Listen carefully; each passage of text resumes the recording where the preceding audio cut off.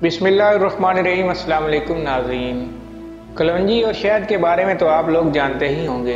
क्या आप कलवंजी के फ़ायदे के बारे में जानते हैं? क्या आप कलवंजी और शहद मिलाकर खाने के नाकाबिले यकीन फ़ायदे के बारे में जानते हैं? अगर आप उनके बारे में नहीं जानते तो ये वीडियो आपके लिए बहुत दिलचस्प होने वाली है। इस वीडियो को एंड तक देखिए।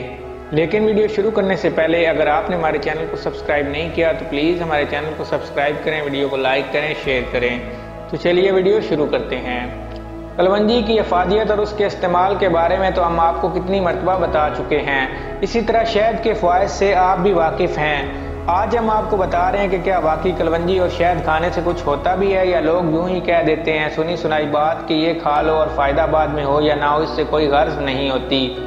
जान लें कि कलवंजी और शहद को खाने से वाकई फ़ायदा होता है, मगर उसको इस्तेमाल करने का सही तरीका मालूम हो तो ही आप खाएं, वरना आपको इससे कोई फ़ायदा नहीं होगा।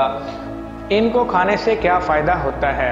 कलवंजी को शहद के साथ इस्तेमाल करने से आपका मुदाफ़ाती निज़ाम बेहतर होता है, जिस्म को ताकत मिलती है, थकान दूर करने के लिए भी मुफीद है, मेटाबॉलिज्म के निज़ाम में बेहतरी लाता है, मोटापे को कंट्रोल करने में मदद देता है, जिस्म को फ़ाल रखता है। अगर बच्चों को खिलाएं तो उनके दिमाग में भी ताकत आती है, खून को साफ़ करता है, ब्लड प्रेशर को मुतवाज़न रखने में मददगार साबित होता है। इस्तेमाल कैसे करें?